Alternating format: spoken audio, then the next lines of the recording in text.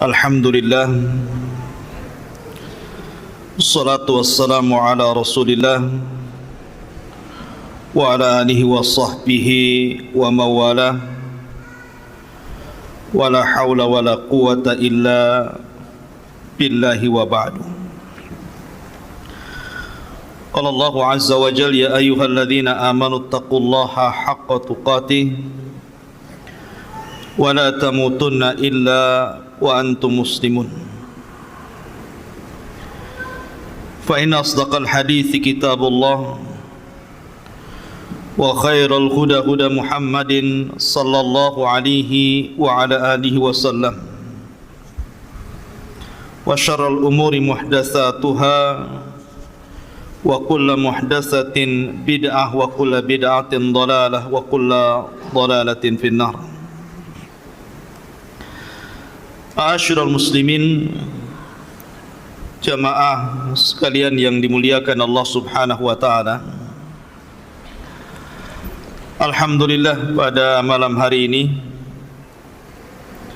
kembali kita bisa dipertemukan di Masjid Al-Khair ini. Semoga niat antum kemari juga tidak lain dan bukan kecuali untuk mendapatkan al-khair, kebaikan.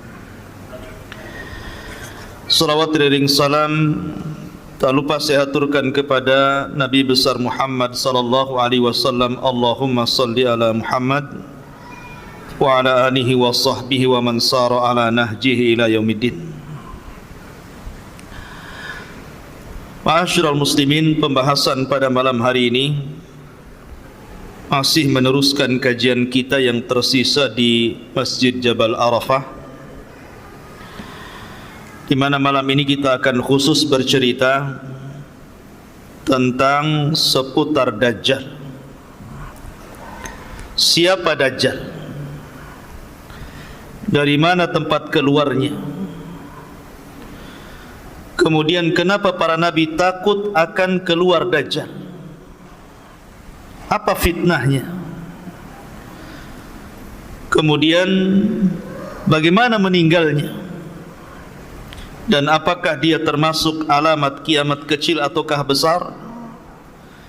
Maka 1 jam lebih ke depan insyaAllah kita terangkan secara ringkas, karena juga waktu dikhawatirkan terlalu larut malam kalau kita bentangkan dan kita baca semua riwayat-riwayat seputar Dajjal ini. Ma'asyiral muslimin yang dimuliakan Allah Subhanahu wa taala, kita tahu bahwa dalam sebuah hadis tidak ada satupun fitnah yang lebih besar melebihi fitnah Dajjal. Fitnah itu bermacam-macam. Harta bisa jadi fitnah,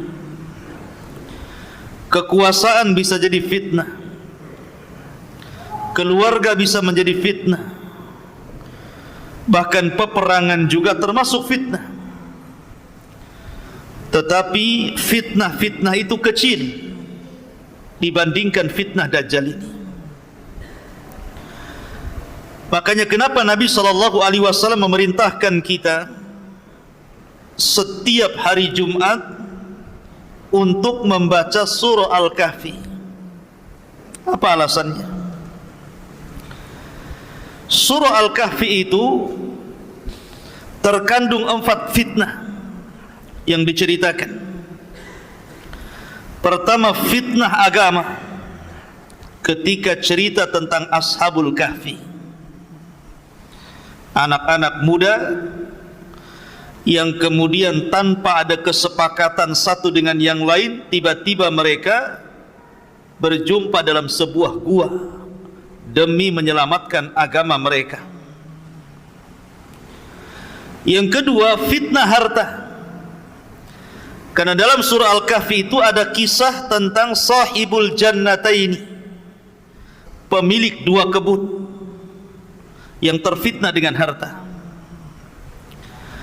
Kemudian yang ketiga, fitnah ilmu, ketika bercerita tentang Nabi Musa yang belajar kepada Khidir. Musa terfitnah dengan ilmu. Ketika ditanya, wahai Musa, adakah orang yang lebih alim dari kamu? Musa mengatakan tidak ada, dan dia lupa mengucapkan insya Allah. Akhirnya dia disuruh untuk belajar kepada Khidir, padahal Khidir lebih rendah dibandingkan Musa. Kemudian yang keempat, fitnah kekuasaan. Ketika bicara tentang Dzulqarnain, dan itu kisahnya ada dalam surah Al-Kahfi. Berarti kisah-kisah dalam surah Al-Kahfi itu bicara tentang fitnah agama, fitnah harta, fitnah ilmu, dan fitnah kekuasaan. Empat-empatnya ada pada Dajjal. Ini empat fitnah ini semua ada pada Dajjal. Pertama, fitnah agama. Dajjal akan memfitnah agama kita. Ketika dia datang kepada Al-A'rab, orang-orang Arab Badui, kemudian mengatakan kepada mereka, maukah kuhidupkan ibu bapa kalian? Tapi syaratnya engkau harus mengakui aku adalah Rabb kalian. Maka tiba-tiba Dajjal pun kemudian menghidupkan ibu bapa mereka. Tiba-tiba ibu bapa mereka mengatakan kepada anak-anaknya, ya bunai, wahai anakku, ikutilah orang ini, maksudnya Dajjal. Fa innahu rabbukum, karena dia Rabb kalian. Akhirnya orang-orang Arab Badui pun menyembah Dajjal, terfitnah agamanya. Lihat. Yang kedua, fitnah harta. Karena kemunculan Dajjal itu sebelumnya terjadi kekeringan yang luar biasa. Tahun pertama tidak ada hujan sepertiga langit, dan Allah juga tidak menumbuhkan tumbuh-tumbuhan sepertiga bumi. Tahun kedua, Allah Subhanahu wa ta'ala menahan 2/3 langit, maka Allah tahan juga 2/3 bumi untuk tidak tumbuh-tumbuhan.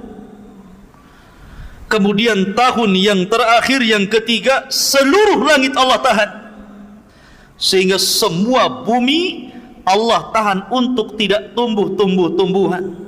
Mulailah banyak kelaparan, banyak hewan-hewan ternak mati. Disinilah Dajjal datang kepada orang-orang yang sedang kelaparan itu dengan membawa 1 gunung roti. Siapa yang ingin mendapatkan makanan, terhindar dari kelaparan, tanahnya kembali disuburkan, kemudian ternak-ternaknya kembali digemukkan, maka harus mengakui Dajjal Tuhan. Lihat, terfitnah dengan harta. Akhirnya hanya karena menerima pemberian Dajjal, mereka pun akhirnya mengakui Dajjal adalah Tuhan. Terfitnah dengan harta. Kemudian yang ketiga, terfitnah dengan kekuasaan. Sebagaimana Dzulqarnain menguasai dunia, kemudian juga Sulaiman menguasai dunia, maka Dajjal juga sama. Tidak ada satupun bumi kecuali diinjak Dajjal. Walaupun waktunya hanya 40 hari, 1 hari seperti setahun, 1 hari bagikan 1 bulan, 1 hari seolah-olah 1 Jumat, 1 minggu, dan hari-hari berikutnya sama dengan hari-hari kalian. Selama 40 hari ini tidak ada satupun tanah kecuali diinjak Dajjal. Dan Dajjal sampai ke daerah kutub yang 1 harinya sama dengan setahun, sampai ke daerah kutub yang 1 harinya sama dengan sebulan, sampai ke daerah kutub yang 1 harinya sampai dengan 1 minggu. Dan Dajjal lebih banyak tinggal di hari-hari yang normal seperti hari-hari yang kita jalani. Tidak ada satupun tempat Dajjal berhasil menguasai bumi. Dia berkuasa terhadap bumi ini,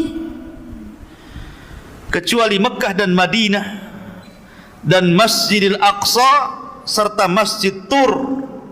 Ini 4 tempat tidak mungkin dimasuki Dajjal. Mekah dan Masjidil Haram, Madinah dan Masjid Nabawi, Masjidil Aqsa dan Masjid Tur, markasnya kaum muslimin, tempat bersembunyinya Imam Mahdi dan kaum muslimin dari kepungan Dajjal. Masjid Tur. Ya. Tetapi selain 4 tempat ini semua diinjak Dajjal, termasuk ke Batam, termasuk ke Batam, termasuk ke Tiban, termasuk ke Tiban, termasuk ke Bengkong sana. Mana lagi? Ya. Semua akan diinjak Dajjal, dan ini fitnah kekuasaan. Kemudian yang keempat, fitnah ilmu. Karena kalau orang itu menghadapi Dajjal dan tidak punya ilmu, maka dipastikan dia akan menjadi pengikut Dajjal. Dipastikan orang-orang jahil akan mengikuti Dajjal. Makanya Nabi SAW bersabda gimana? Kata Nabi SAW, seandainya Dajjal keluar, kata Rasul, in yakhrujud Dajjal wa ana fikum fa ana hajijuhu dunakum. Kalau seandainya Dajjal keluar kepada kalian dan aku masih hidup, kata Rasulullah, aku yang akan membunuhnya. Wa iyakhruj fikum wa lastu fikum, tapi kalau Dajjal keluar kepada kalian sementara saya tidak ada lagi di hadapan kalian, saya sudah meninggal, fakullu mri'in hajiju nafsihi, maka setiap jiwa harus menghadapi Dajjal masing-masing, dan tidak ada perlindungan kecuali perlindungan Allah. Karena tidak ada yang bisa mengalahkan Dajjal kecuali seorang Nabi. Ada perang lagi di sini. Perang. Ya. Jadi di sini Dajjal oleh Nabi SAW diancam, kalau Dajjal itu keluar sementara aku hidup, aku yang akan membunuhnya, aku yang akan menghadapinya. Dari sini kata para ulama, tidak ada yang bisa menghadapi Dajjal kecuali memiliki 2 perkara. 1, iman. Yang kedua, ilmu. Iman dan ilmu harus ada. Makanya Nabi SAW mengatakan, kalau Dajjal hidup, aku yang akan menghadapinya kalau sama-sama hidup di zamanku. Karena tidak ada yang kuat imannya, tidak ada yang kuat ilmunya melebihi Rasul SAW. Makanya terkadang heran, terkadang kalau kita bicara Dajjal, banyak juga yang komentar macam-macam. Imam Mahdi pasti keluar, tahun sekian pasti Dajjal keluar. Pertanyaannya, sudah disiapkan gak imannya? Sudah disiapkan gak ilmunya? Jangan-jangan Dajjal keluar, anda pula orang yang pertama kali berada di belakang Dajjal. Dajjal itu bukan seperti Fir'aun. Dajjal itu bukan seperti Namrud. Fir'aun ngaku Tuhan, ngaku Tuhan. Namrud ngaku Tuhan. Bukhtun Nasr ngaku Tuhan. Dzunwas ngaku Tuhan. Tapi 4 raja ini walaupun ngaku Tuhan, tidak punya kesaktian. Mereka berani memaksa orang untuk menuhankan hanya karena kekuasaan dan kekuatan pasukan. Kalau tidak mengakui saya Tuhan, ku bunuh, itu saja. Tapi tidak punya keanehan. Tidak seperti Dajjal, Allah berikan keanehan. Walaupun sama-sama tidak memiliki rububiyah Allah Azza wa Jal, tapi Allah mengizinkan kepada Dajjal seolah-olah memiliki keanehan-keanehan dari rububiyah Allah Subhanahu wa ta'ala. Dan Allah menghendaki seperti itu karena sebuah hikmah yang Allah kehendaki. Dari situlah para nabi takut dengan fitnah Dajjal ini. Bahkan tidak ada satupun nabi yang menginginkan Dajjal itu keluar pada kaum mereka masing-masing. Tidak ada yang mau para nabi itu. Jangan sampai Dajjal hidup di zaman Nabi Nuh, kata Nuh. Jangan sampai Dajjal keluar di zaman Nabi Musa, kata Musa. Semua para nabi takut kalau Dajjal itu muncul di zaman mereka. Dari situlah maka Nabi SAW bersabda dalam sebuah hadis, kata Nabi SAW, "Ma min nabiyyin illa hadzara qaumahu min fitnatil masihid dajjal." Tidak ada satupun nabi sejak zaman Nuh alaihi salatu wassalam sampai Nabi SAW kecuali semua memperingatkan umatnya akan bahaya Dajjal. Para nabi takut kalau boleh Dajjal itu jangan muncul pada kaum mereka, karena itu akan membahayakan akidah umat-umat mereka.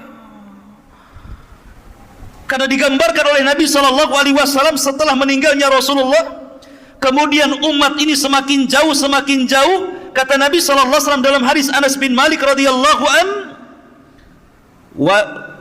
walladzi nafsi biyadihi, demi zat yang jiwaku berada di tangannya, la ya'ti zamanun illa walladzi ba'dahu syarrun minhu. Tidak ada sebuah zaman yang datang kecuali setelahnya pasti lebih buruk daripada sebelumnya. Dan ketika umat semakin buruk, ketika umat jauh daripada Al-Quran, umat jauh daripada sunnah Rasulullah, kemudian umat sudah tidak menyebut-nyebut Dajjal lagi. Kata Nabi SAW, la yakhrujud Dajjal hatta yadhhaban nas an dzikrihi wa hatta tatrukal a'immatu dzikrahu alal manabir. Tidak mungkin Dajjal muncul, Dajjal keluar, kecuali ketika manusia sudah mulai melupakan siapa Dajjal. Ketika para ulama sudah mulai tidak membicarakan Dajjal di mimbar-mimbar mereka. Kata Nabi SAW, la yakhrujud Dajjal. Tidak mungkin Dajjal keluar sampai betul-betul dilupakan manusia. Orang sudah tidak kenal Dajjal, tidak pernah diceritakan, tidak pernah didongengkan bagaimana bahayanya, bagaimana cara menghadapinya. Orang sudah tidak kenal. Karena Dajjal itu tidak keluar kecuali ala khiffatin minad dini wa qillatin minal ilmi. Dajjal tidak mungkin keluar kecuali ketika manusia mulai meremehkan agama dan mulai meremehkan ilmu. Orang kalau sudah tidak peduli dengan agama, orang kalau sudah tidak peduli lagi dengan ilmu, jarang hadir di majelis ilmu, kemudian berangan-angan Dajjal pasti keluar. Kalau pendapat saya harus keluar di tahun 2024 nih. Seolah-olah dia bisa menghadapi Dajjal. Di majelis ilmu saja jarang hadir, ngaji pakai YouTube, Syekh Google, Syekh YouTube. Ya. Kalau anda ingin menghadapi Dajjal, hadir di majelis ilmu. Bukan hanya semangat saja, Imam Mahdi pasti keluar, Dajjal akan muncul, kita akan hadapi, kita perangi Dajjal. Wah, kayak iya saja dia. Emang siapa anda kan itu? Ngaji saja tidak pernah, hadir di majelis ilmu juga tidak pernah. Menguatkan ilmu itu bukan hanya cerita Dajjal, hadir di majelis Dajjal saja. Anda harus kuatkan bab tauhid, Anda harus kuatkan bab akidah, Anda harus kuatkan bab manhaj, bab fiqih, semua harus dipelajari. Ilmu itu kan bukan ilmu akhir zaman saja ya. Tapi ilmu itu mencakup seluruh agama. Baru kuat ilmunya, baru bisa menghadapi Dajjal. Tapi saya sudah tahu ciri-cirinya Ustaz. Iya, tahu ciri-cirinya. Pas ketemu, jangan-jangan anda pula yang pertama menuhankan Dajjal. Karena ada orang diceritakan dia merasa mampu melawan Dajjal, dicarinya Dajjal. Pas ketemu kelepak-kelepak dia ikut Dajjal. Ya. Makanya Nabi SAW mengatakan, kalau anda berjumpa dengan Dajjal, kemudian Dajjal mulai memperlihatkan keanehannya, membawa air yang sangat putih yang memancar dari bumi, kemudian membawa api yang menyala-nyala. Kata Nabi SAW, ini karena kasih sayangnya Rasul kepada kita loh ya. Pejamkan mata. Kita disuruh memejamkan mata, kemudian masuklah ke dalam api yang hakikatnya itu dia air. Sebab kalau seandainya kita tidak memejamkan mata, kemudian mata kita melek, tentu kita akan termengaruh, justru masuk ke dalam air yang hakikatnya itu adalah api, dan kita akan masuk ke dalam neraka. Lihat bagaimana Nabi SAW sayang dengan kita, suruh memejamkan mata. Ya. Ma'asyiral muslimin yang dimuliakan Allah Subhanahu wa taala. Bicara Dajjal, Dajjal itu tidak mungkin keluar kecuali karena ghadbah yaghdhibuha, karena sebuah kemarahan yang disulut, maka dia keluar. Di zaman Nabi SAW, Abdullah bin Umar radhiyallahu an yang bersumpah bahwa Ibnu Sayyad adalah Dajjal.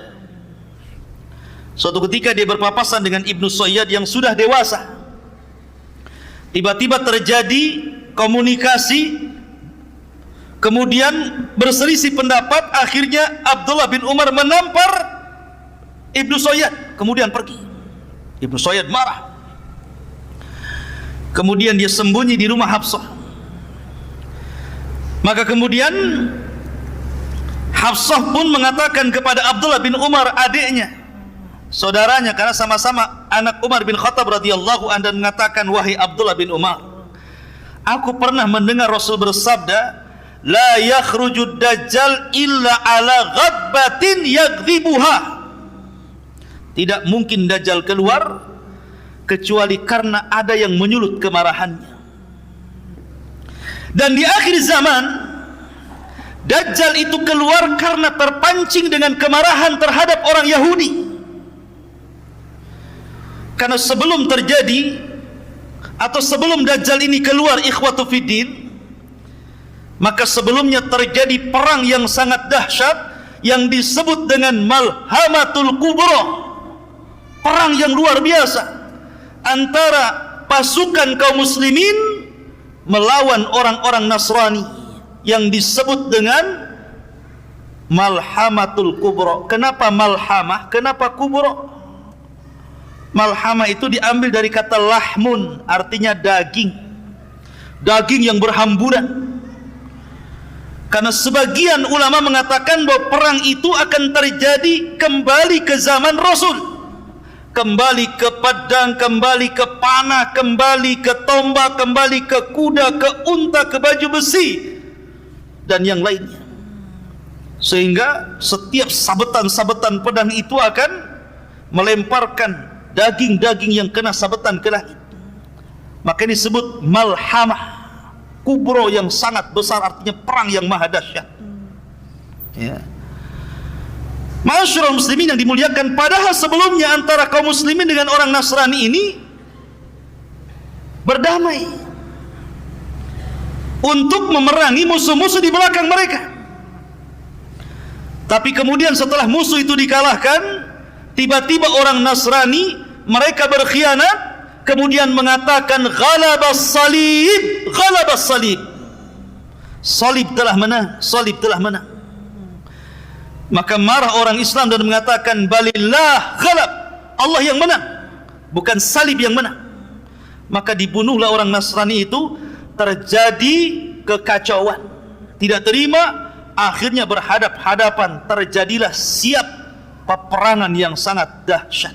Itulah Armageddon, atau dalam bahasa kita Malhamatul Kubra. Lah orang-orang Yahudi itu bersembunyi di Palestina sana. Mereka tidak bersuara dan tidak mengibarkan bendera. Akhirnya kemudian Muslim berperang melawan Nasrani, dan orang Islam berhasil menyerang orang-orang Nasrani sampai ke jantung kota Eropa sana,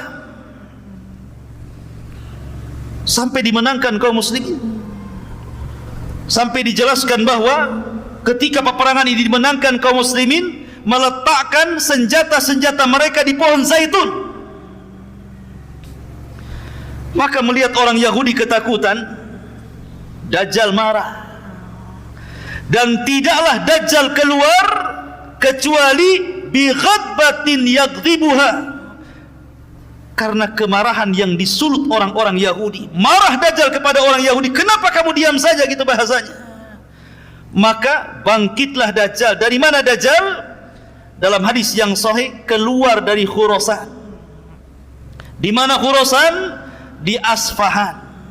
Di mana Asfahan? Di Iran. Di situ sudah ditunggu di kampung Yahudi 70.000 pasukan orang-orang Yahudi Asfahan, lengkap dengan atribut Yahudi di kepalanya. Alaihim toyalis, kata Rasulullah. Maka Dajjal pun keluar antara Irak dan Syam. Mulai dia membuat fitnah.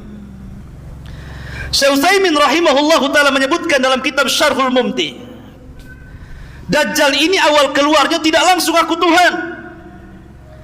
Dia pura-pura jadi orang baik, pura-pura jadi ahli ibadah, pura-pura ngaku Muslim, supaya bisa mendekati orang-orang. Lama-lama ngaku Nabi. Maka orang-orang pun kemudian menjauhi Dajjal ini, karena orang-orang Islam mereka sangat yakin tidak ada nabi, la nabiyya ba'di, tidak ada nabi sepeninggal Rasul sallallahu alaihi wasallam.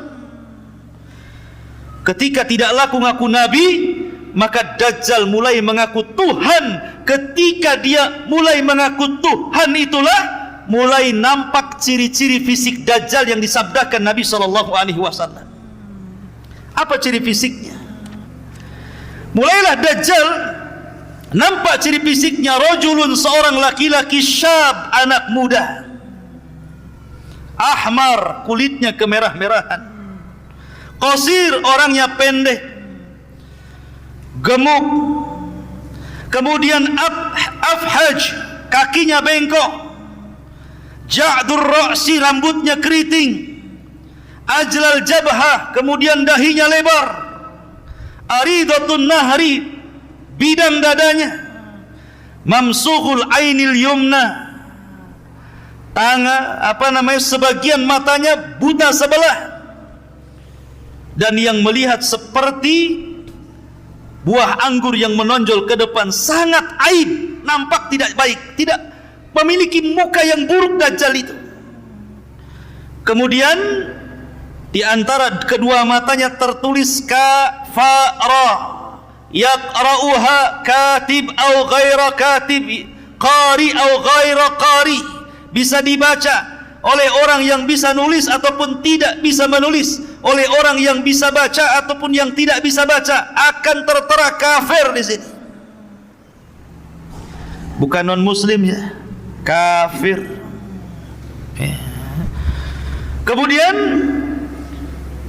setelah itu Dajjal tidak mungkin punya keturunan, akim la yulad. Dan Dajjal memiliki kendaraan khimar yang sangat besar. Yang khimar ini bisa berkeliling dunia seperti hujan yang dihempas angin, sehingga mudah untuk kesana dan kemari. Dan diikuti 70.000 area Yahudi Asfahan. Lihat ikhwan, kira-kira tampang yang seperti ini ganteng apa jelek itu? Tampang yang seperti ini gagah atau tidak gagah? Tidak gagah. Jalannya saja bengkok kakinya. Tapi bukan berarti kalau ada orang yang bengkok kakinya, awas Dajjal. Ya. Kemudian matanya cuma satu. Kemudian kriwel. Kemudian tertulis kafir dan nggak bisa dihapus. Ya. Ma'asyiral muslimin yang dimuliakan, lihat bentuk Dajjal itu jelek. bentuk Dajjal itu jelek. Tetapi masalahnya bukan itu. Karena Allah Subhanahu wa ta'ala sudah memberikan keanehan-keanehan kepada Dajjal. Dia mampu melakukan apa-apa yang tidak bisa dilakukan manusia biasa. Tukang sihir sekalipun tidak bisa. Karena dia pakarnya di atas tukang-tukang sihir. Ya. Dia rajanya tukang sihir. Bagaimana tidak bisa ikhwatu fiddin dunia ngikut Dajjal? Bukan Dajjal ngikut dunia. Kata Dajjal, "Hei bumi, keluarkan pembendaharaanmu." Langsung keluar emas, keluar perak, keluar jamrud, keluar perhiasan macam-macam. Ya. Kalau Dajjal mengatakan kepada langit, "Hujan kamu," maka langit hujan. Kalau dia mengatakan kepadamu, "Tumbuh kamu," tumbuh. Mau buah apa? Mangga, duren, pisang, apa? Sebutkan. Gimana orang-orang tidak terpikat dengan Dajjal? Walaupun jelek kayak gitu, ya orang-orang tertariklah dengan Dajjal. Maaf ya, apalagi ibu-ibu, itu suka kali sama Dajjal itu. Ya. Kenapa coba yang banyak nanti di akhir zaman para pengikut Dajjal itu ibu-ibu? Karena kesenangan ibu-ibu itu berbeda dengan kesenangan bapak-bapak. Bapak-bapak itu senangnya cuma satu, perempuan. Makanya kalau dia gabung di grup cerita poligami saja. Tapi kalau ibu-ibu grupnya itu isinya gambar tas, gambar baju, gambar gelang. Ya kan Bu ya? Jarang bilang cerita bapak poligami, jarang. Marah yang ada. Ya. Artinya kesenangan ibu-ibu itu kepada harta lebih, makanya terfitnah dengan harta. Apapun yang dimau ibu-ibu sama Dajjal, mau apa? Mau tas? Merek apa? Semua dikasih. Sehingga karena kejahilannya, karena ta'assubnya, karena mengikuti hawa nafsu dan perasaannya, sehingga para wanita akan lebih banyak menjadi pengikut Dajjal dibandingkan laki-laki. Sampai karena takutnya bapak-bapak kepada ibu, pulang dia, dicarinya anak perempuannya, dicarinya ibunya, dicarinya saudarinya, dicarinya bibinya, dirantai, jangan sampai berjumpa dengan Dajjal, sampai dirantai. Tapi jangan dirantai dari sekarang ya. Ya, nanti kalau keluar Dajjal. Ma'asyiral muslimin yang dimuliakan Allah Azza wa Jalla. Tapi di sini ikhwatu fiddin, dengan melihat fisik Dajjal yang jelek itu, Dajjal ini mengaku Tuhan dan diberikan keanehan yang luar biasa. Anehnya, dia tidak bisa menghapus kafir di dahinya. Dia bisa mengatakan kepada langit, "Hujan kamu," hujan. Bumi tumbuh, tumbuh. Keluar kamu pendaraan bumi, keluar. Setiap datang ke sebuah desa, kalau mereka mau beriman kepada Dajjal, disuburkan, ternaknya digemukkan, kemudian makannya dicukupkan, semua kaya. Tapi dia tidak sanggup menghapus kalimat kafir. Dia tidak bisa menyembuhkan matanya. Dia tidak bisa menyembuhkan kedua kakinya yang bengkok. Dia tidak bisa merubah fisiknya supaya menjadi ganteng, supaya menjadi cantik. Tidak bisa. Kenapa coba?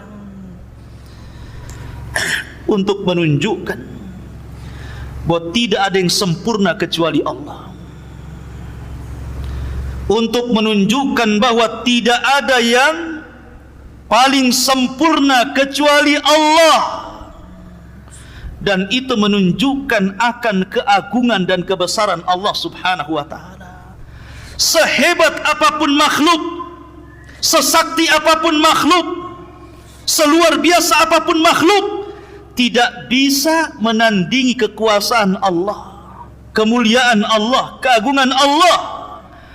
Maka siapa yang ingin mengagungkan Allah, lihat kekurangan makhluk. Lihat kekurangan makhluk. Kalau anda ingin mengagungkan Allah, lihat kekurangan makhluk. Baik makhluk itu orang baik, ataukah makhluk itu orang jahat? Saya contohkan. Nabi SAW baik atau jahat? Baik. Tapi Nabi SAW ketika perang Uhud, gigi gerhamnya pecah, berdarah.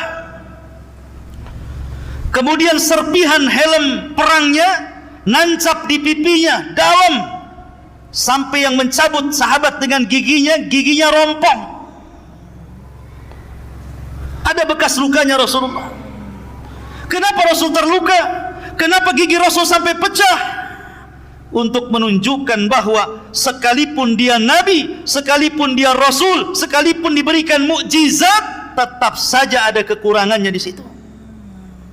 Karena tidak ada yang sempurna kecuali Allah Subhanahu wa taala. Makanya Dajjal itu sangat jelek. Sesakti apapun tidak bisa menghapus kafir di dahinya. Tidak bisa meluruskan kakinya yang bengkok. Tidak bisa kemudian mengobati matanya, untuk menunjukkan bahwa dia adalah makhluk dan di sana ada Khaliq Subhanahu wa taala. Ma'asyiral muslimin yang dimuliakan Allah Subhanahu wa taala. Imam Nawawi rahimahullahu taala ketika menjelaskan kalimat kafara di dalam di dalam jidatnya Dajjal itu kafara gitu ya. Apa kata beliau? Sesungguhnya itu alamat dhahir yang tidak bisa dihapus. Sengaja Allah Subhanahu wa taala tampakkan itu, di mana seorang muslim akan sanggup membaca apa yang ada di jidat Dajjal itu. Baik dia bisa menulis atau tidak, baik dia bisa membaca atau tidak, tapi orang-orang munafik, orang-orang ahli maksiat, apalagi orang-orang kafir, seolah-olah mereka tidak diperlihatkan kalimat kafir. Lihat, dari sini ikhwatu fiddin, bahwa hidayah itu milik Allah Subhanahu wa taala. Sudah jelas-jelas ada kafirnya, dia tidak mau mengkafirkan Dajjal, malah jadi pengikutnya. Itu tanda-tanda yang sudah jelas loh. Jelas-jelas saya ini kafir, kenapa kamu ikut orang kafir gitu? Tapi sekali lagi, hidayah milik Allah. Kalau Allah hendak memberikan hidayah, maka tidak ada yang bisa menyesatkannya. Tapi kalau Allah hendak menyesatkan, tidak ada yang sanggup memberikan hidayah. Perhatikan firman Allah Subhanahu wa taala, ikhwan. Allah Subhanahu wa taala berfirman ketika bicara tentang kinayah seorang nabi di dalam Al-Qur'anul Karim.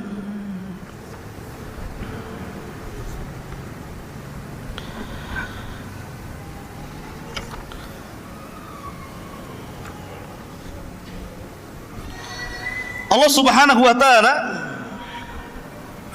menjelaskan tentang bahwa hidayah itu milik Allah Subhanahu wa taala. Innaka la tahdi man ahbabta walakinallaha yahdi man yasha. Sesungguhnya ya Muhammad, engkau tidak akan mampu memberikan hidayah kepada orang yang kau cintai, karena hidayah itu hanya milik Allah Subhanahu wa taala. Allah yang kasih kepada siapa yang dikehendaki. Dari sini maka, karena hidayah itu milik Allah, maka mintalah perlindungan kepada Allah. Kalau seandainya Allah takdirkan Dajjal muncul, agar kita diistiqomahkan dan tidak mudah goyah keimanan kita. Karena Allah Subhanahu wa taala itu mudah membolak-balikan hati orang. Pagi dia beriman, sore dia kafir. Sore dia beriman, pagi sudah kafir. Ma'asyiral muslimin, ini fitnah yang luar biasa. Baik, kita akan urut. Ma'asyiral muslimin yang dimuliakan Allah Subhanahu wa taala. Siapa para pengikut Dajjal? Saya katakan di awal bahwa Dajjal itu akan muncul di Khurasan. Kemudian akan diikuti 70.000 Yahudi Asfahan, lengkap dengan atribut Yahudi di kepalanya.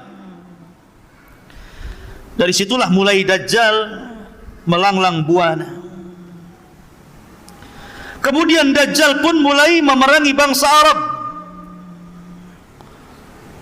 Kemudian banyak orang-orang Arab akhirnya ikut Dajjal, orang-orang Arab yang jahil. Banyak yang ikut Dajjal. Kemudian nyasar ke orang-orang Turk. Orang-orang Turk itu orang-orang yang matanya sama dengan mata kita. Kayak orang-orang Asia model-model antum ini. Ya. Jadi matanya sipit, wajahnya bulat gitu ya. Kulitnya putih. Itu kan orang-orang Asia. Orang-orang Turk. Kemudian juga orang-orang asing, bukan orang Arab. Kayak kita ini orang asing, bukan orang Arab.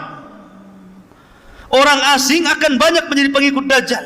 Orang-orang Turk banyak akan mengikut Dajjal, termasuk juga para wanita. Saya katakan dari tadi, para wanita akan banyak dan sangat banyak mengikuti Dajjal. Termasuk juga adalah orang-orang yang memang dari hatinya sudah penuh dengan kemunafikan dan kekafiran,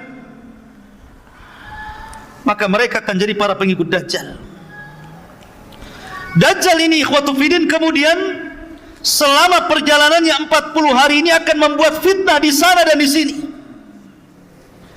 Sebagaimana tadi yang sudah saya ceritakan, dia lewat ke sebuah perkampungan kemudian mengajak beriman. Kalau kampung itu beriman, maka Dajjal menjanjikan tanahnya subur, ternaknya gemuk, kekayaannya ditambah, dan mereka tidak akan kelaparan, dan mereka akan dikayakan. Tapi kalau tidak mau beriman, ditinggalkan Dajjal, tiba-tiba kering kelontang tanahnya, hilang makanannya, mati tumbuh-tumbuhannya, mati binatang-binatangnya, kelaparan. Begitulah Dajjal. Ya. Seolah-olah di tangannya sorga dan neraka, seolah-olah di tangannya air dan api, padahal itu adalah sihir yang ditampakkan syaitan. Ma'asyiral muslimin, sampai akhirnya Dajjal berusaha untuk masuk ke dalam Mekah, tetapi Dajjal tidak bisa masuk karena di Mekah itu dipagari oleh para malaikat dengan pedang yang terhunus. Maka Dajjal harus melawan malaikat dan pasti akan kalah. Makanya Dajjal kemudian tidak bisa masuk ke Makkah dan Masjidil Haram. Akhirnya bergerak ke Madinah. Rupanya di Madinah sama. Madinah itu tanah haram, dikelilingi Dajjal. Sehingga Dajjal hanya naik ke atas bukit dan hanya melihat dari bukit itu kepada Masjid Nabawi. Kemudian Dajjal mengatakan, hadza qasru Abyad, hadza qasru Ahmad, katanya. Inilah istana putih, inilah istana Ahmad. Maksudnya Masjid Nabawi, istananya Nabi SAW. Subhanallah. Apa yang dikatakan Dajjal, bahwa inilah qasru Abyad, ini istana putih. Lihat Masjid Nabawi ini kalau di malam hari, cahaya yang memancar itu warna putih itu. Persis seperti sabda Rasul, kinayah dari perkataan Dajjal. Ya. Karena Dajjal tidak bisa masuk Madinah, geram dia. Kemudian dia hentakkan kakinya 3 kali, maka dengan hentakan kaki Dajjal itu, tiba-tiba gempa bumi Madinah itu salasa rajafat, 3 kali gempa. Bergegar bumi. Maka orang-orang munafik ketakutan, takut mati di dalam kota, takut terkubur dengan tanah. Akhirnya orang-orang fasik, orang-orang munafik keluar dari Madinah, dan mereka menjadi para pengikut Dajjal, kecuali orang-orang yang betul-betul kuat manhajnya dan akidahnya, kuat iman dan ilmunya, mereka tetap di dalam. Maka ini disebut sebagai gempa khallas, Rajafatul Khallas, artinya gempa yang memisahkan orang mukmin dan munafik. Pisahkan orang-orang munafik itu, dikeluarkan. Lah di tengah-tengah Dajjal sedang berbaris dengan pasukannya, tiba-tiba dari arah kota Madinah keluar anak muda. Anak muda ini tidak dikenal siapa dia. Kenapa muncul prediksi bahwa dia sudah lahir? Kemudian anak ini warnanya putih, kulitnya putih, dan dia mengatakan bahwa saya orang yang kelak akan dibunuh Dajjal, khurafat. Tidak ada hadis yang mengatakan seperti itu. Bagaimana diprediksi anak itu bisa dikatakan anak muda yang akan dibunuh Dajjal, sementara hadis Rasul tidak menceritakan rumahnya di mana, siapa bapaknya, dari desa mana dia. Tidak ada. Hanya seorang laki-laki dari Madinah keluar. Anak muda yang kuat imannya, kuat ilmunya, kemudian mengarah kepada pasukan Dajjal, hampir dibunuh pasukan Dajjal. Tapi kata pasukan Dajjal, jangan dibunuh. Bukankah Tuhan kita melarang untuk membunuh orang? Biarkan dia yang membunuhnya. Maka kemudian mereka pun barisan terpencar. Anak muda ini jalan sampai betul-betul berjumpa dengan Dajjal. Ketika berhadap-hadapan dengan Dajjal, maka Dajjal mengatakan, atashhadu anni ilahun, maukah kau bersaksi saya ini Tuhan? Maka anak muda ini mengatakan, tidaklah menambah kepada aku kecuali pengetahuan engkau ini Dajjalun kadzab alladzi akhbarani Rasulullah, yang telah dihabarkan Rasul kepada aku. Akhirnya Dajjal marah. Dajjal mengambil senjata, kemudian dibelah anak muda ini tepat tengah-tengahnya, belah jadi dua. Kemudian Dajjal berjalan di pertengahannya itu. Di antara belah badan dua itu, di tengah-tengahnya Dajjal kemudian jalan. Kemudian setelah itu Dajjal berteriak kepada anak buahnya, kalau sekiranya aku hidupkan anak muda ini, atashhadu anni ilahukum, maukah kalian bersaksi bahwa saya ini Tuhan kalian, ana rabbukum, saya Rabb kalian? Semua orang-orang mengatakan, ya, kami bersaksi Anda ini Tuhan. Maka oleh Dajjal pun dihidupkan anak muda itu yang sudah terbelah dua itu, berceceran darah ke sana kemari, tiba-tiba dihidupkan kembali. Ilmu apa itu? Rawa rontek. Bukan rawa rontek, ini di atasnya rawa rontek lagi ini. Ya. Ini ilmunya Dajjal, ilmu sihir. Ketika anak muda ini dihidupkan, kata Dajjal, sudah tahu kesaktianku, maukah kau akui aku adalah Tuhan? Kata anak muda ini, tidaklah, kata anak muda ini, setelah kejadian ini tidaklah menambah kepadaku kecuali engkau itu Dajjalun kadzab akhbarani Rasulullah. Makin yakin kau ini Dajjal yang dihabarkan Rasulullah. Maka Dajjal ngamuk, hampir-hampir dia membunuh anak muda, tapi tidak bisa. Dajjal sudah hilang kesaktiannya, tidak bisa lagi membunuh anak muda itu. Akhirnya karena takut aibnya, padahal sebenarnya anak muda ini sudah bicara dengan orang-orang, jangan percaya dia, kejadian itu hanya satu kali, tidak mungkin diulang lagi. Tapi dasar orang yang sudah buta hatinya, buta matanya, buta hidayah, maka tidak didengar ucapan anak muda itu. Akhirnya anak muda itu dilempar ke dalam api yang hakikatnya itu air. Padahal anak muda sudah mengatakan dia tidak mungkin bisa mengulang lagi, tidak mungkin membunuhku. Tapi biar kelihatan bahwa Dajjal sakti, dilemparnya ke dalam api, tidak jadi dibunuh. Ma'asyiral muslimin yang dimuliakan Allah Azza wa Jalla. Akhirnya Dajjal pun mulai melanglang buana ke sana kemari, menyesatkan manusia sebanyak-banyaknya. Dan inilah fitnah yang paling besar. Nabi SAW bersabda, Allahumma la taj'al musibatana fi dinina. Ya Allah, jangan kau jadikan musibahku menimpa kepada agamaku. Dan Dajjal ini fitnahnya soal agama, betul-betul disesatkan kita ini, dirubah agama kita ini. Makanya kenapa wajar kalau para nabi itu sangat memperingatkan umatnya tentang bahaya Dajjal. Nuh mengatakan kepada umatnya, hati-hati Dajjal, hati-hati dengan Dajjal. Nabi Syuaib mengatakan kepada umatnya, hati-hati dengan Dajjal. Nabi Saleh, Nabi Lut, Nabi Ibrahim, Nabi Musa, Nabi Isa, seluruh para nabi mengatakan kepada umatnya, hati-hati dengan fitnah Dajjal. Termasuk Rasulullah. Nabi SAW sangat ketakutan, sehingga Rasul mengatakan kepada para sahabatnya, mundu khalaqallahu Adam ila qiyamis saati a'zam fitnah min fitnatil masihid dajjal.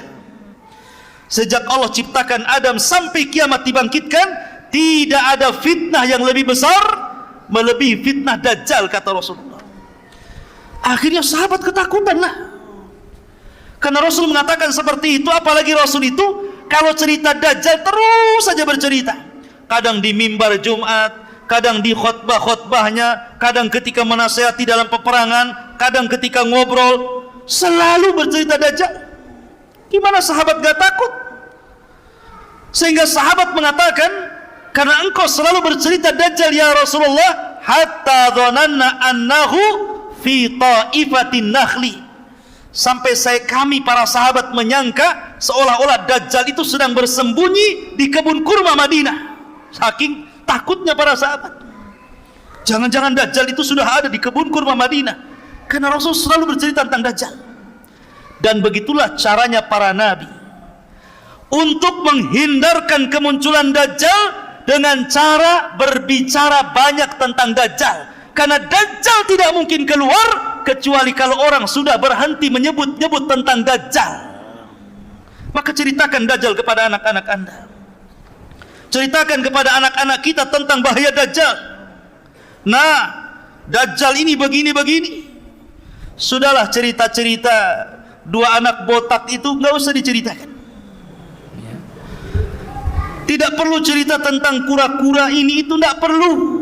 Dari sekarang ceritakan tentang Dajjal, ceritakan tentang Ya'juj dan Ma'juj, ceritakan tentang turunnya Isa, ceritakan tentang Rasulullah, para sahabat.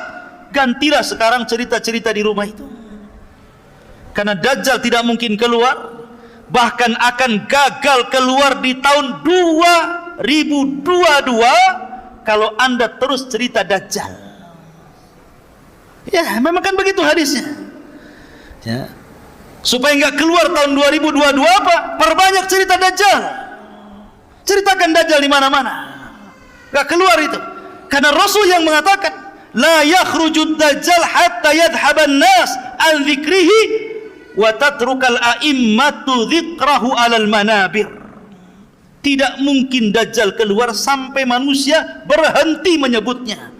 Para dai, para duat berhenti menyebut di mimbar-mimbarnya. Ketika manusia sudah lalai, Dajjal keluar.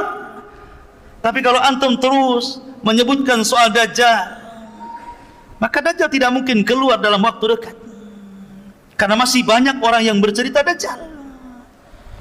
Ya. Ma'asyiral muslimin yang dimuliakan Allah Subhanahu wa ta'ala, Dajjal ini sudah ada, dan sudah ada di sebuah tempat. Tempatnya di mana? Allahu a'lam. Sekali lagi, kalau sudah dikatakan tempat, Allahu a'lam, jangan diprediksi. Karena Nabi SAW ketika ditanya soal tempat, apakah di laut Syam? Oh tidak, di laut Yaman. Apakah di laut Syam? Oh tidak, di laut Yaman.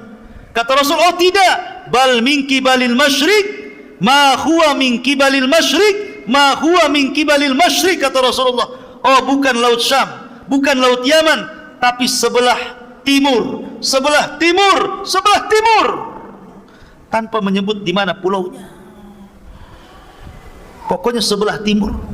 Karena hadis yang ada, hadis yang sahih, sekali lagi, Dajjal akan keluar pertama kali di mana? Di negeri yang banyak orang Syiahnya, Iran, Khurasan, dan akan terbunuh di negeri yang banyak Yahudinya, Babil Lud, dekat Baitul Maqdis, bertepatan dengan Israel. Ya. Ma'asyiral muslimin yang dimuliakan Allah Azza wa Jalla. Ada hadis yang sangat bagus kalau cerita tentang Dajjal.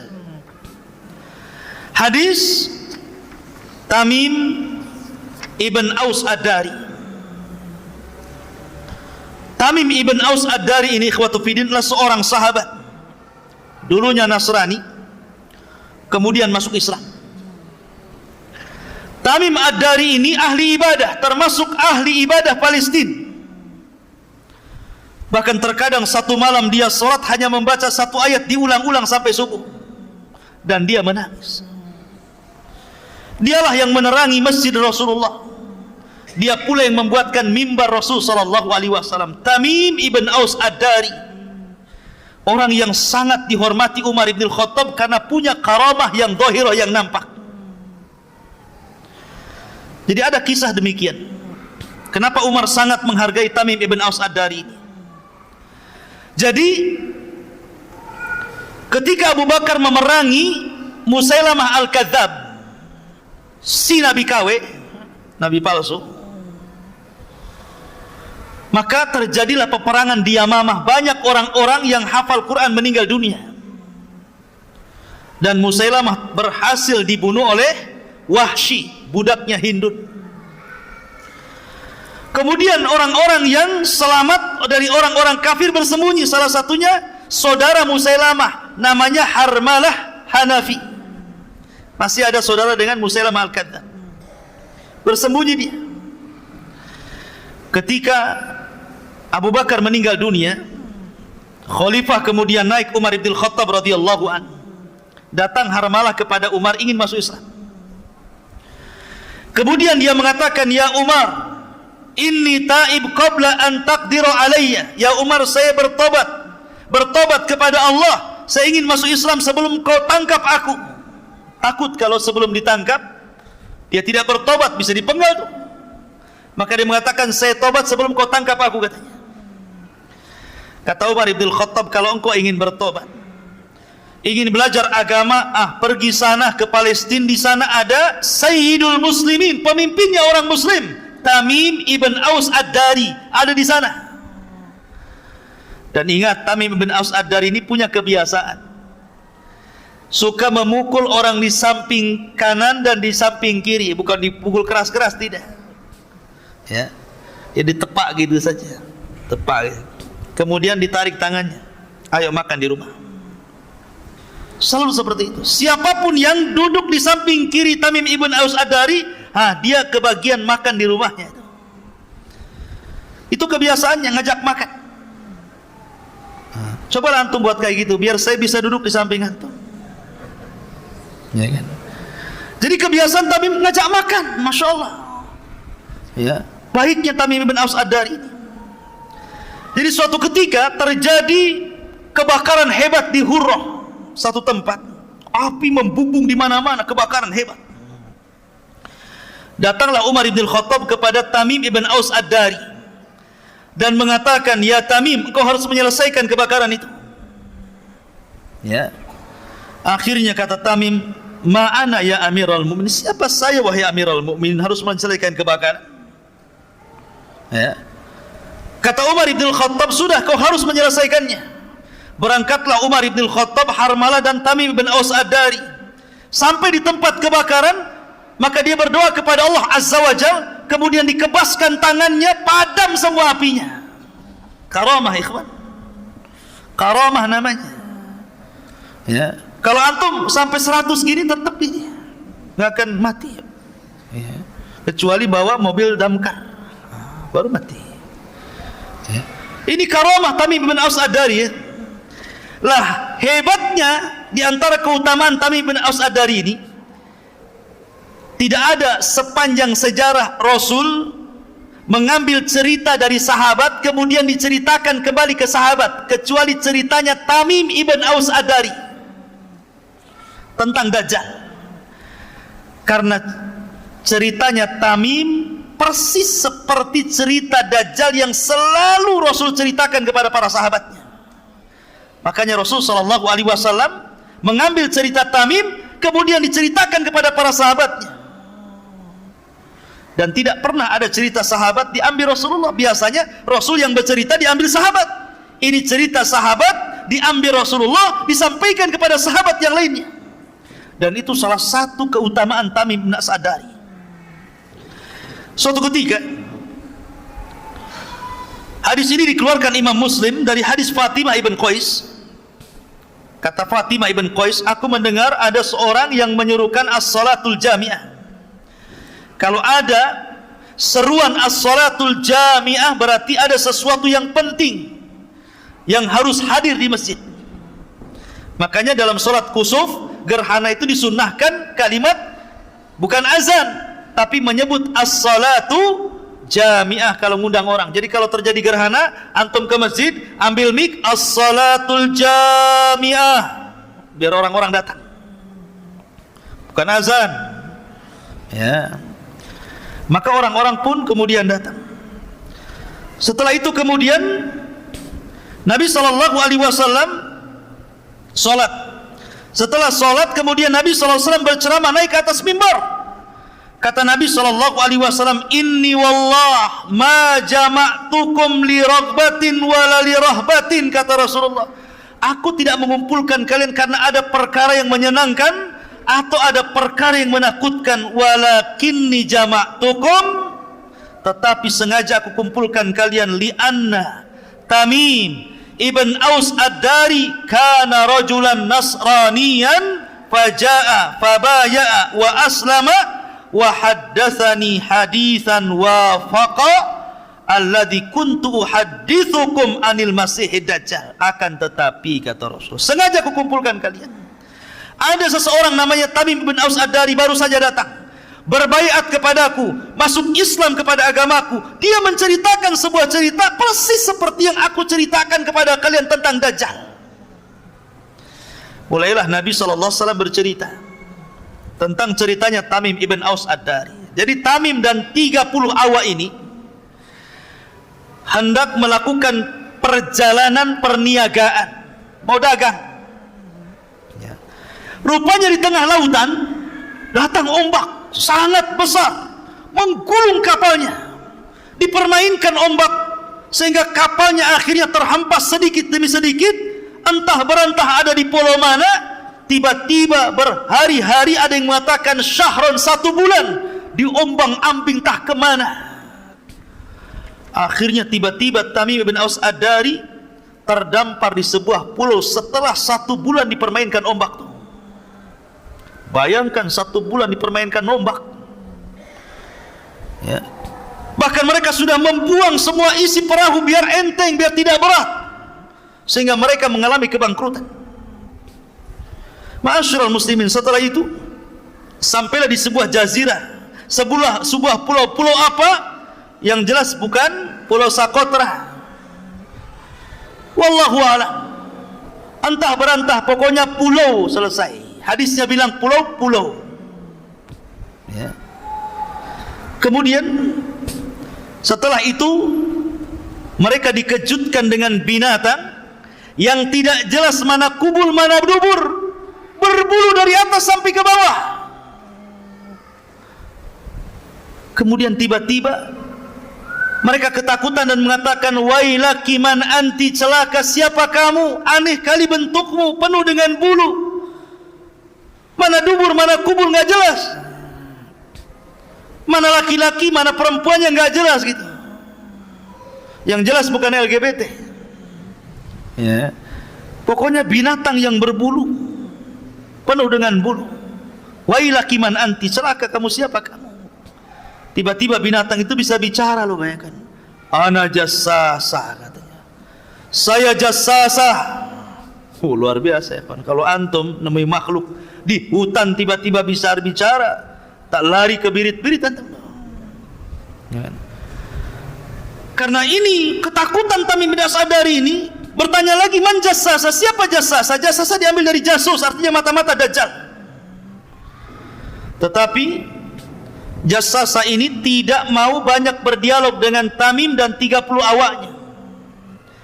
Dia hanya mengatakan, intaliqu, pergilah kalian, intaliqu, pergilah kalian, ila hadar rajul alladhi fid dairi fa inna ila khabarikum bil ashwaq. Apa kata binatang ini?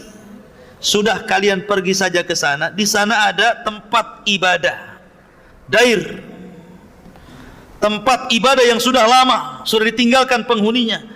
Di situ ada laki-laki yang sudah lama merindukan kalian. Loh, kaget dia, kenal pun tidak, tiba-tiba dibilang merindukan kedatangan kalian.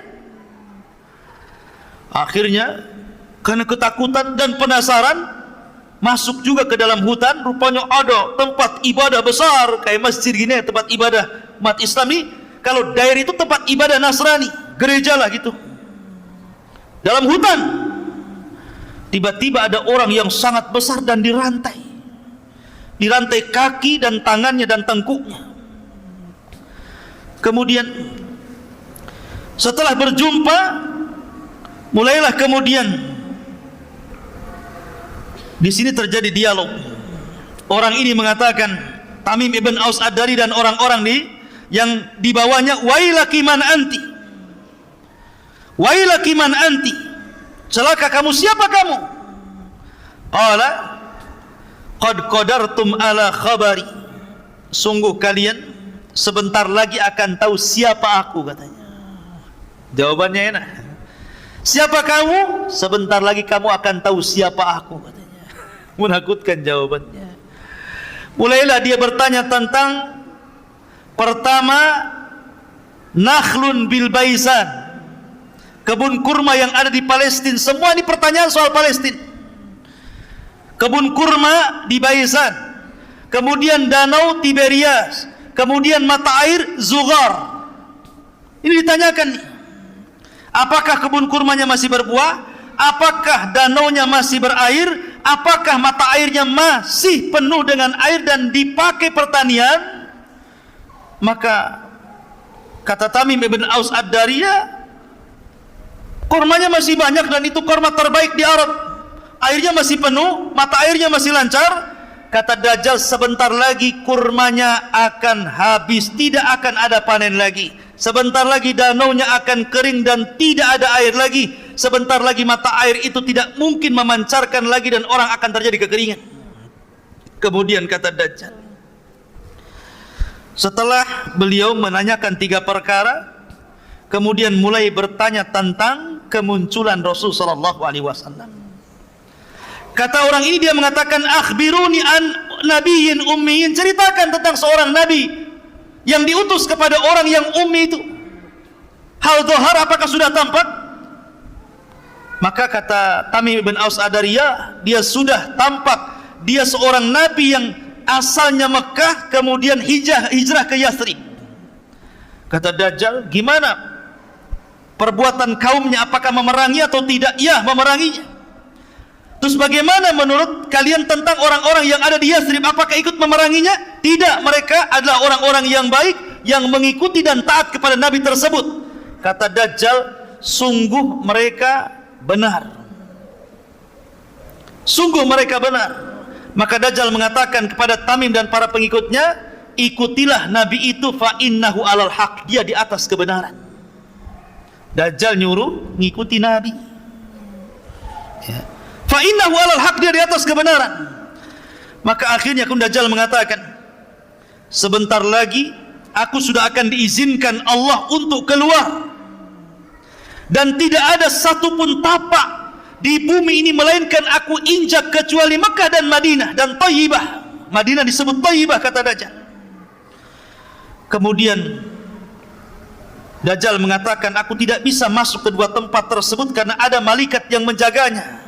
Ketika Tamim menceritakan sampai di situ, Rasul mengambil tongkat, kemudian memukul-mukul dan mengatakan, hadhihi Thayyibah, hadhihi Thayyibah, inilah Madinah, inilah Madinah.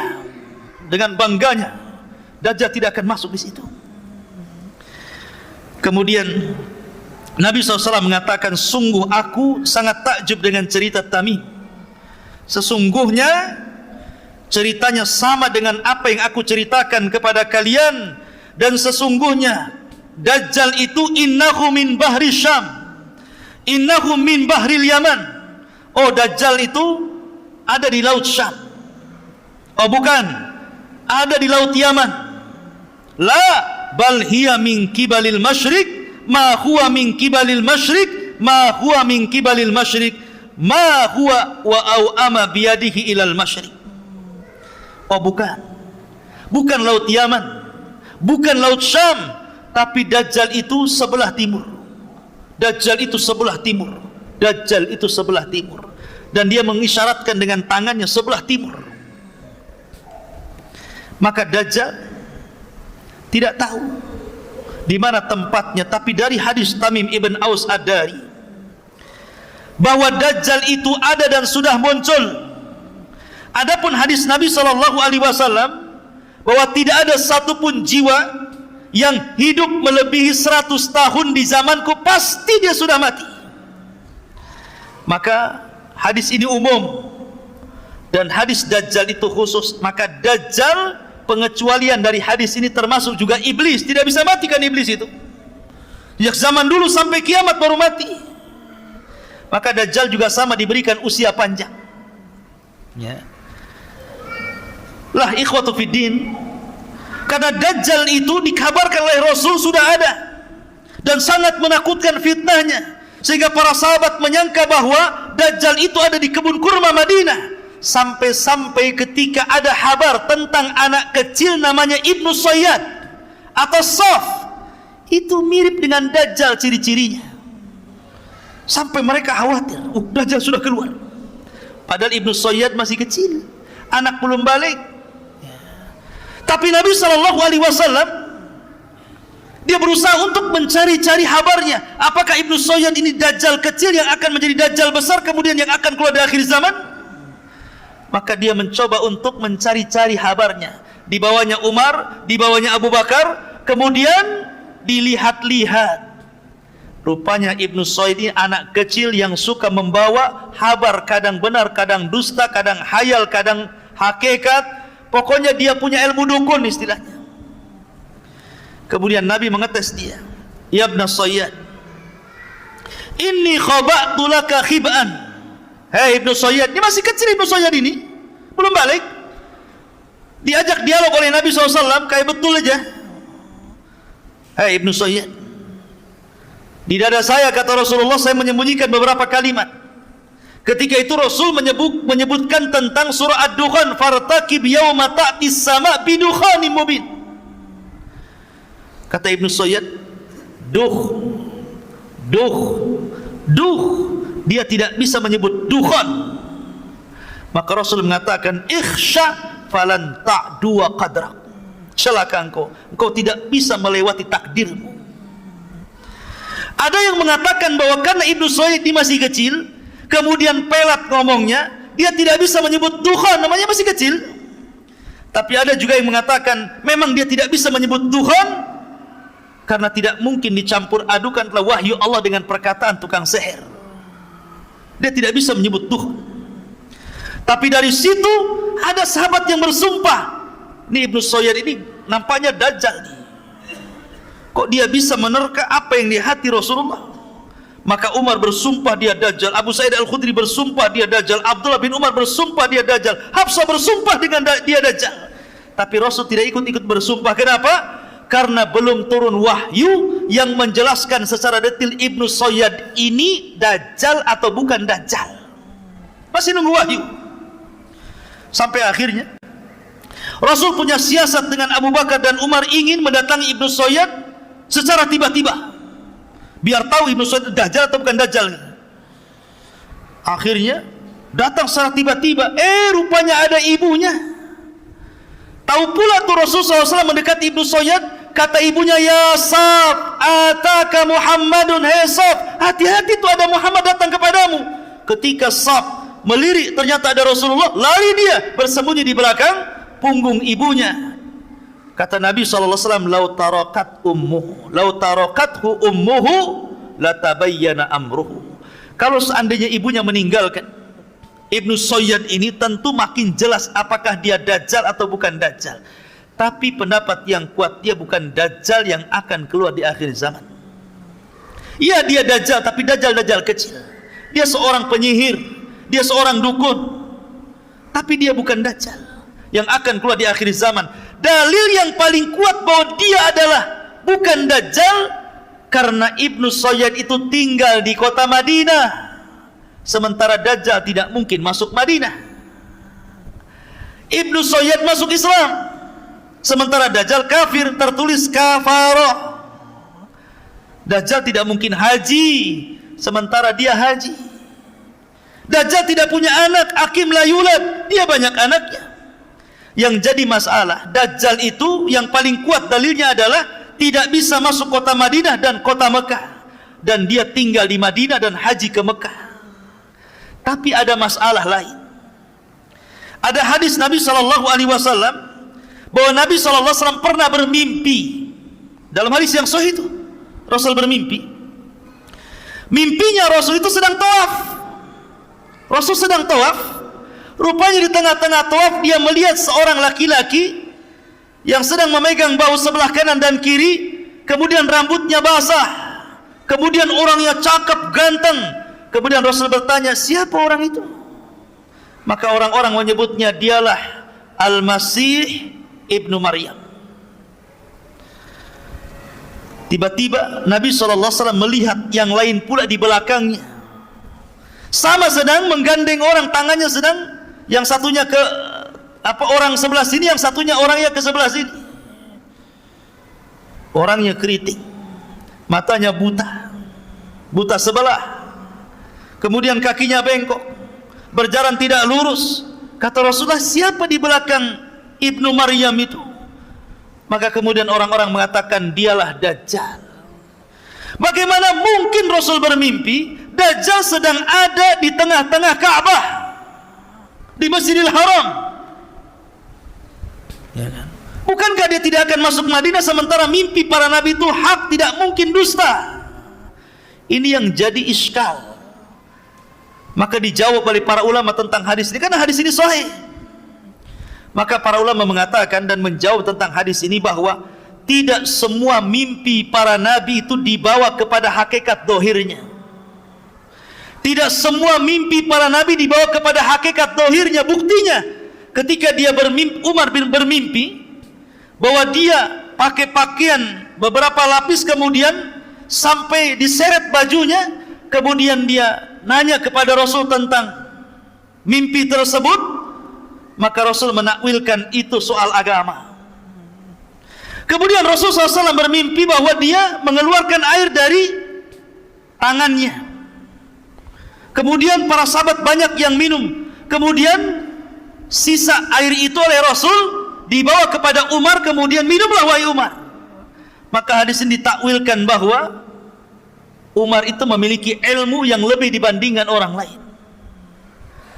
Pertama ditakwilkan agama, yang pertama ditakwilkan ilmu. Jadi terkadang mimpi itu tidak harus dibawa kepada hakikatnya, walaupun itu mimpi Nabi, karena akan bertentangan. Boleh jadi takwilnya maknanya bahwa Isa bin Maryam inilah yang kelak akan membunuh Dajjal, karena sama-sama Al-Masih kan. Al-Masih Isa bin Maryam, Al-Masih Dajjal. Kalau Al-Masih ibni Maryam, Al-Masih itu memiliki makna fa'ilun. Kalau Al-Masih Dajjal memiliki makna Al-Maf'ulu. Itu perbedaannya. Kalau dalam bahasa Arab Al-Masih Isa, Al-Masih memiliki makna Al-Fa'il, dan Al-Masih Dajjal memiliki makna Al-Maf'ul. Apa maknanya? Kalau Al-Masih Isa bin Maryam diartikan memiliki makna fa'il, pelaku, karena Isa itu kalau ada orang buta diusapnya sembuh tuh. Setiap dia mengusap orang buta sembuh, dia yang mengusap atas izin Allah sembuh. Tetapi Dajjal itu Al-Masih memiliki makna Al-Maf'ul, yang dihapus, karena matanya dihapus oleh Allah Azza wa Jalla sehingga buta sebelah. Ada juga yang mengatakan Al-Masih di sini artinya karena Dajjal itu berkeliling dunia selama 40 hari. Tidak ada satupun bumi kecuali diinjaknya. Tapi pendapat yang kuat disebutkan Al-Masih Dajjal dan Al-Masih Isa bin Maryam. Kalau Masih Isa bin Maryam Al-Masih Al-Huda, dan Al-Masih Ad-Dajjal itu Al-Masihud Dhalalah. Ma'asyiral muslimin yang dimuliakan Allah Azza wa Jalla. Lalu bagaimana caranya kita, sebelum saya bercerita tentang masalah Isa bin Maryam, bagaimana cara membunuh Dajjal? Ada beberapa hal yang ingin saya sampaikan kepada antum terkait dengan bagaimana caranya kita ini terhindar dari fitnah Dajjal. Pertama, tadi saya sudah sebutkan, perbanyak menyebut Dajjal di mimbar-mimbar. Jangan bosan hadir di kajian tentang akhir zaman. kajian akhir zaman, seperti bercerita tentang Dajjal, tapi tentu sesuai dengan hadis dan Al-Quran dan pemahaman para ulama yang sahih, bukan dengan prediksi, karena ini perkara gaib ya. Sibukkan dengan, nggak apa-apa ngaji di akhir zaman. Banyak ustaz-ustaz kita yang lurus akidahnya menceritakan tentang akhir zaman.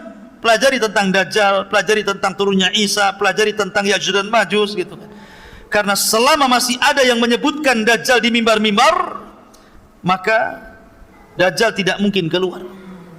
Dan jangan bermimpi hidup ketika Dajjal muncul, ikhwan. Jangan bermimpi, jangan bercita-cita ingin hidup ketika Dajjal keluar. Biar saya hidup dengan Imam Mahdi, saya akan lawan Dajjal. Nanti ketemu Dajjal, kelepek-kelepek Anda, jadi pengikutnya paling depan lagi ya kan? Yang kedua, perbanyak isti'adzah.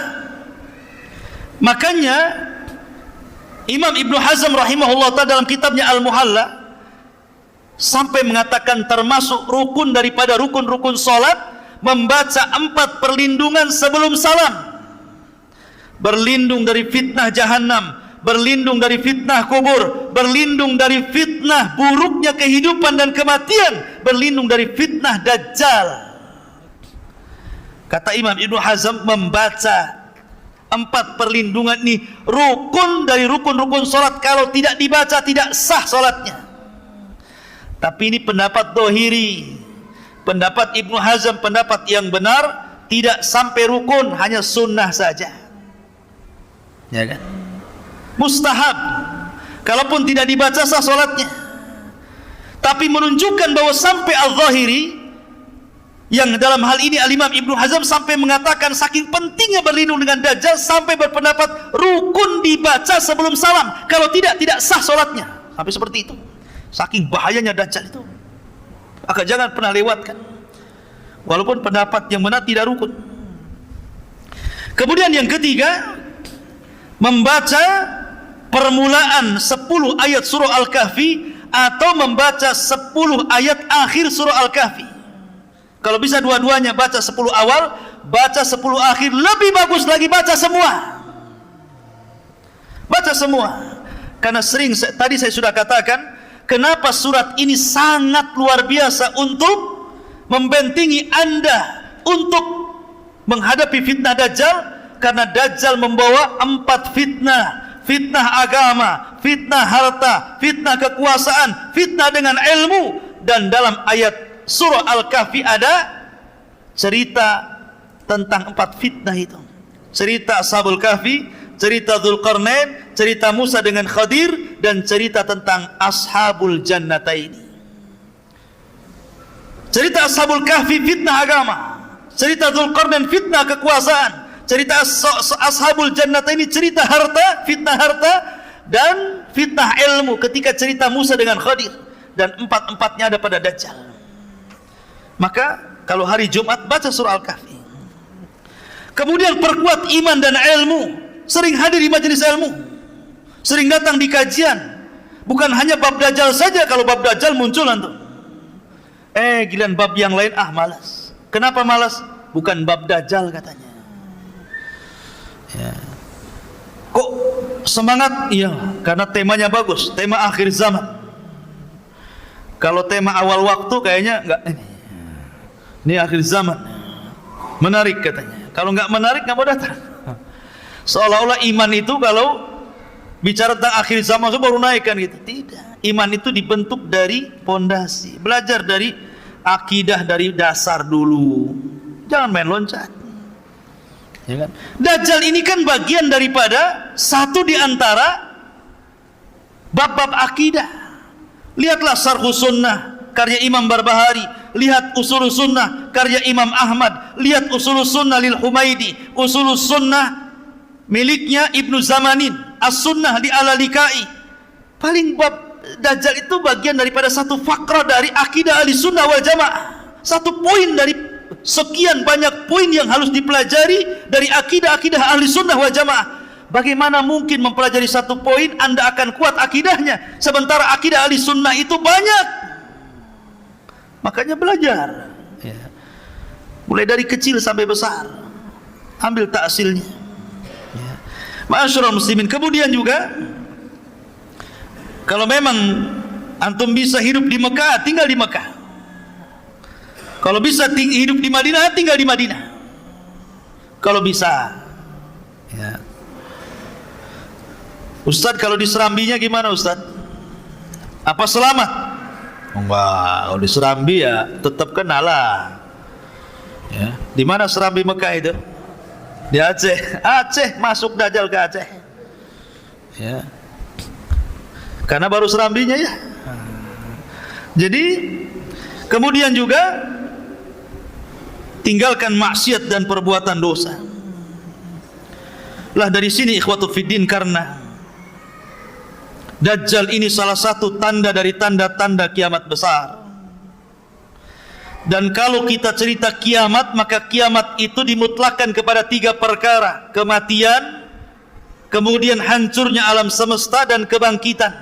Kalau disebut kiamat, maka itu terdapat kepada 3 perkara ini. Jangan hanya takut kepada kiamat yang kedua.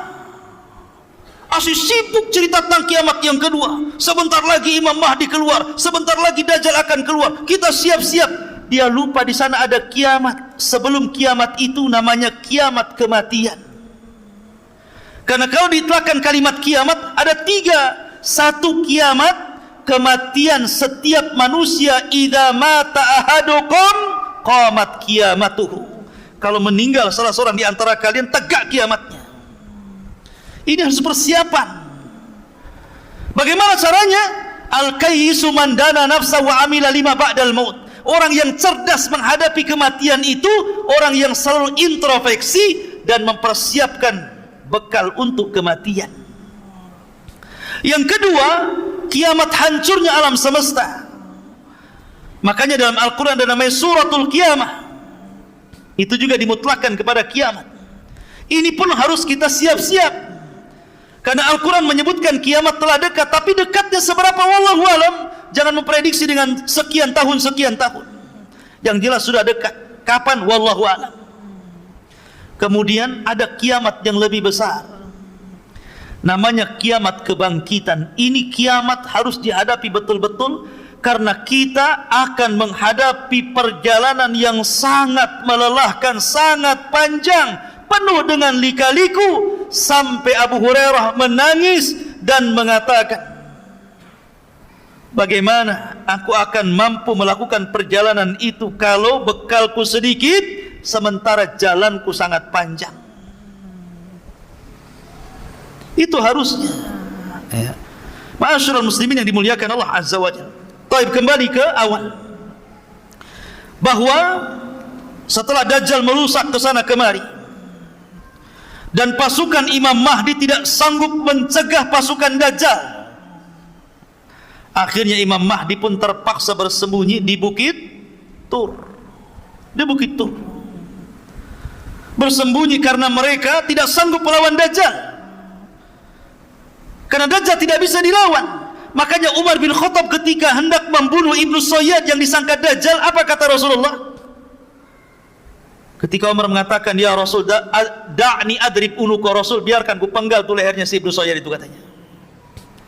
Kata Rasul, jangan. In yakunhu fala tastati biqatli. Kalau memang dia betul-betul Dajjal, kau tidak akan bisa membunuhnya. Fa illam yakunhu fala hajata biqatli. Kalau dia bukan Dajjal, ngapain kau bunuh, katanya Rasul. Artinya bahwa kalau memang itu Dajjal, kata Rasul, tidak ada yang bisa membunuh kecuali Nabi Isa. Makanya karena ini sudah disabdakan Rasul dan sudah hafal kaum muslimin, makanya mereka pun tidak lanjut untuk melawan Dajjal, walaupun sebelumnya sudah mengalami peperangan yang melelahkan, mengalami kemenangan yang luar biasa, menghadapi pasukan kuat, pasukan besar, pasukan yang mayoritas di akhir zaman. Karena kaum muslimin akan minoritas, yang mayoritas itu orang-orang Nasrani nanti, ya. Tetapi ketika menghadapi Dajjal mereka tidak sanggup. Makanya sembunyi di Bukit Tur. Sampai kepala kerbau itu lebih baik dibandingkan dinar. Karena punya uang buat apa? Dapat harta ghanimah, harta rampasan perang, emas di mana-mana, tapi yang jual makanan nggak ada, buat apa? Makanya dikatakan kepala kerbau lebih baik dibandingkan dinar. Mereka terkepung di situ. Sampai akhirnya kalau mereka tetap bertahan di situ, mereka akan mati kelaparan. Maka mereka bertekad, sudahlah, daripada kita dalam kondisi seperti ini tersiksa, nyerang tidak, nyerah pun tidak, sudah, kita harus hidup senang atau mati syahid. Maka Imam Mahdi setuju. Pasukan disiapkan, di malam itu mereka istirahat dengan total, dengan nyenyak. Kemudian datang sepertiga malam mereka bangun. Ketika datang di waktu subuh, mereka pun melantunkan azan. Tiba-tiba Isa bin Maryam turun. Isa bin Maryam turun. Turun ke mana? Turun ke bumi. Ada yang mengatakan, ikhwatu fiddin, kenapa Isa bin Maryam ini turun? Satu alasannya, Isa bin Maryam, hikmah turunnya Isa bin Maryam ke bumi itu, pertama untuk membantah orang Yahudi yang mengatakan bahwa mereka sudah membunuh Isa. Apa kata orang Yahudi? Wa qauluhum inna qatalnal masih ibn Maryam Rasulullah. Maka Allah katakan, wa ma qataluhu wa ma sallabuhu walakin syubbiha lahu, sampai kepada ayat wa ma qataluhu yakina bal rafa'ahu Allahu ila sama. Orang Yahudi mengatakan kami sudah membunuh Isa bin Maryam Rasulullah. Maka Allah mengatakan mereka tidak membunuhnya, mereka tidak menyalib di tiang saliban, bahkan Isa diserupakan sampai kepada ayat dan mereka tidak yakin membunuhnya. Bahkan Allah angkat Isa sampai ke langit. Ketika dia turun, dia hendak membantah keyakinan orang Yahudi bahwa dia belum dibunuh Yahudi. Enak saja main dibunuh. Saya enggak, masih hidup. Siapa yang membunuh saya? Enggak ada yang membunuh saya. Dengan turunnya Isa bin Maryam terbantahkan prasangka Yahudi.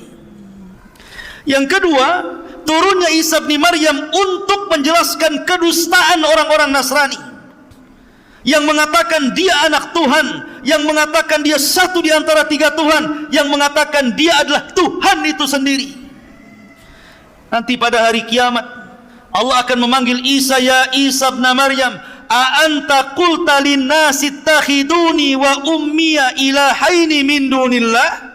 Kata Allah, hai Isa, kau ya yang mengatakan kepada manusia, ambillah aku dan ibuku sesembahan selain daripada Allah. Kata Isa, subhanak, maha suci engkau ya Rabb, in kuntu qultu faqad alimta, kalau aku mengucapkannya kau sudah tahu. Makanya Isa turun untuk mendustakan prasangka orang-orang Nasrani yang selama ini menganggap Isa Tuhan. Maka dia datang sebagai Rasulullah, utusan Allah, tapi bukan untuk menyebarkan risalahnya. Dia punya tugas membunuh Dajjal, membunuh babi, mematahkan salib, kemudian menegakkan hukum keadilan, dan dia ikut untuk mendakwahkan syiar Islam, mengajak orang Nasrani masuk ke dalam Islam. Itu tugasnya. Ya. Kemudian yang ketiga, bahwa turunnya Isa bin Maryam itu karena sudah dekat ajalnya. Dia harus turun ke bumi dan akan dikuburkan di bumi karena sudah dekat ajalnya, dia harus turun. Ada juga yang mengatakan itu hikmahnya. Ada juga yang mengatakan bahwa dia berdoa kepada Allah ketika dia dalam mimpinya melihat sifat Rasulullah dan umatnya, maka dia kemudian minta ditangguhkan usianya kepada Allah dan Allah kabulkan, sampai akhirnya dia pun dipanjangkan usianya sampai 500 tahun lebih. Akhirnya berjumpa dengan Rasul ketika Isra dan Mi'raj. Satu-satunya Nabi yang berjumpa secara ruh dan jasad adalah Nabi Isa di langit. Yang lainnya ruh semua, karena sudah mati. Ya.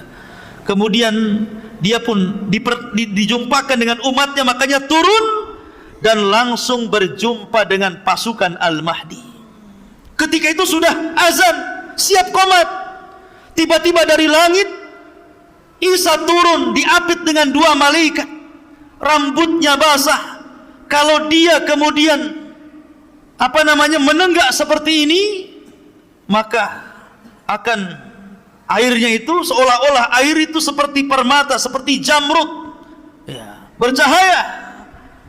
Kalau dia kemudian menunggak ke bawah begini, maka tetesan-tetesan air, dan ingat, dia punya nafas sejauh mata memandang. Isa itu kalau bernapas itu akan sampai ke arah sejauh mata memandang. Kalau sekali tiup, ini anginnya melesat sampai sejauh mata memandang. Siapapun orang kafir yang menghirup nafasnya Isa pasti mati. Ya. Kalau antum, ya makan jengkol dulu lah ya. Ya. Ma'asyiral muslimin yang dimuliakan Allah Azza wa Jalla. Maka Isa pun turun. Di mana? Di menara, di sebuah menara yang berwarna putih di Damaskus sana, sebelah timur Damaskus. Menaranya sudah ada. Sampai sekarang sudah ada menara itu, persis seperti yang diwahyukan Rasul sallallahu alaihi wasallam. Yang diwahyukan Allah kepada Rasul sallallahu alaihi wasallam, yang disampaikan kepada kita. Menara itu ada hari ini. Anda tengok aja di Google. Ya. Ma'asyiral muslimin, lah ketika Isa bin Maryam turun, kemudian langsung menemui kaum muslimin yang sedang sholat, yang akan sholat subuh. Isa bin Maryam mengatakan kepada Imam Mahdi mengatakan kepada Isa, karena langsung kenal. Kenapa Imam Mahdi langsung kenal dia Isa? Karena sudah mendengar hadis-hadis tentang siapa Isa bin Maryam dan ciri-cirinya. Makanya dia mengatakan, taqaddam ya Ruhallah, silahkan maju, kau jadi imam. Tapi Isa mengatakan tidak, likulli qaumin umara, setiap kaum itu ada pemimpinnya, kau saja yang jadi imam. Kenapa alasannya Isa menolak? Isa malah kemudian menjadi makmum dan Imam Mahdi menjadi imam. Bukan berarti Imam Mahdi lebih mulia dibandingkan Isa, tidak. Isa jauh lebih mulia dibandingkan Imam Mahdi. Dia seorang Rasul, dia seorang Nabi, dia Nabi yang paling masyhur dari Nabi-Nabi yang akhir dari Nabi-Nabi Bani Israel. Ya. Tapi kenapa dia kemudian tidak mau jadi imam dan jadi makmum? Pertama, karena tidak diturunkan Al-Quran kepada Isa. Isa itu diturunkan Injil. Tidak mungkin imam pakai Injil, pakai Quran lah. Ya kan? Ya. Yang kedua, Isa bin Maryam, kenapa dia tidak mau menjadi imam? Karena tadi takrimatallah ala hadhil ummah, untuk memuliakan umat ini. Biar dia di belakang dan Imam Mahdi jadi imam. Setelah kemudian sholat subuh, sebuah pasukan berbaris. Ketika pasukan berbaris itulah maka Isa bin Maryam mengusap seluruh wajah-wajah tentara-tentara Al-Mahdi yang khulas, yang terakhir. Sisa itulah tentara-tentara yang ada, yang lainnya gugur. Demi Allah ikhwan, tidak ada manusia yang paling bahagia ketika itu kecuali orang-orang yang diusap wajahnya oleh Isa bin Maryam. Kenapa? Karena Isa menyebutkan derajat dan tingkatan mereka di sorga. Isa tidak mengatakan kau akan masuk sorga, tapi Isa menyebutkan tingkatannya di sorga. Kamu tingkatan sekian, sekian, sekian. Dan Allah siapkan khusus untuk para mujahidin fisabilillah 100 tingkatan di sorga. Dan jumlah tingkatan di sorga, kata Syekhul Islam Ibnu Taimiyah, sebanyak dan sejumlah ayat dalam Al-Quran, 6.400 kurang lebih sekian tingkatan. Dan para mujahidin dikhususkan 100 tingkatan. Maka Isa menyebutkan tingkatan-tingkatan kalian di sorga. Maka berbahagialah orang-orang yang diusap Isa bin Maryam. Ketika itu Isa naik ke mimbar kemudian berceramah. Aku berikan kalian 3 pilihan. 1, kalian tidak perlu berperang, kalian tunggu saja di sini. Saya akan berdoa kepada Allah Subhanahu wa taala agar Allah membangkitkan pasukan yang bukan kalian. Biar pasukan itulah yang akan menghancurkan Dajjal dan bala tentaranya. 2. Kalian tidak perlu berperang. Biar aku berdoa kepada Allah agar Allah mengirimkan bencana yang sangat dahsyat, sehingga dengan bencana itu meluluhlantakkan Dajjal dan membunuh Dajjal dan para pengikutnya. 3. Atau pilihan yang ketiga, kita perang. Saya pimpin kalian. Saya pimpin kalian dan saya jamin menang. Dan saya akan berdoa kepada Allah agar tangan-tangan pasukan Dajjal tidak sanggup mengayunkan pedangnya sehingga tidak bisa menebas kepala kalian, dan kalian tinggal tebas kepala mereka. Kira-kira yang mana yang enak? Yang nomor 3, tinggal tebas. Pilih yang nomor 3, jihad, perang. Akhirnya setelah itu Imam Mahdi, kemudian Nabi Isa bin Maryam, kemudian kaum muslimin, mereka pun kemudian mulai melakukan penyerangan. Ketika Dajjal tahu bahwa Isa itu sudah turun, maka dia langsung lekas bersembunyi kembali ke Palestina. Tetapi memang usianya sudah dibatasi, hanya 40 hari. Begitulah sabda Nabi SAW. Maka akhirnya kemudian dia pun dikejar Isa bin Maryam, ke timur, ke barat, ke selatan, ke utara, sampai akhirnya tidak ada lagi tempat kecuali di Babil Lud. Dia bersembunyi di Babil Lud. Maka Isa bin Maryam memegang tonggatnya, memegang tombaknya. Kemudian Dajjal melihat Isa seperti garam yang meleleh tersiram air, ketakutan. Maka kemudian Isa pun menghujam dengan tombaknya, kemudian keluar darah untuk membuktikan dia bukan Tuhan. Akhirnya dia mati di atas tombaknya Isa bin Maryam dengan jeritan yang membuat orang-orang Yahudi dan pasukan Dajjal ketakutan.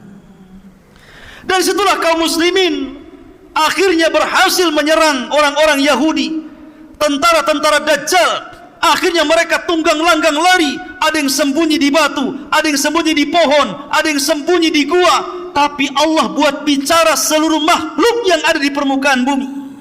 Sembunyi di batu, batu ngomong, "Hei muslim, di belakang no kafir, cepat bunuh sebelum lari." Tiba-tiba yang sembunyi di balik pohon kata pohon, "Hei muslim, ta'al, ini lo di atas, tengok tuh orang kafir di atas tuh, panas saja." Pokoknya sembunyi di mana saja, semua bisa bicara, kecuali satu pohon, kata Rasulullah. Pohon itu bisu, tidak mau bicara, malah ikut melindungi orang Yahudi. Namanya pohon Gorkot, yang konon katanya orang Israel sudah menanam pohon Gorkot ini dan sudah tinggi. Sayangnya tahun berapa saya lupa, pernah kebakaran tuh hutannya, karena dikirim layang-layang oleh orang Palestina yang taruh taruh api. Jadi tidak pakai bom, ngirim layang-layang, kasih api, layangnya terbang masuk hutan, kebakaran sampai ke Kalimantan.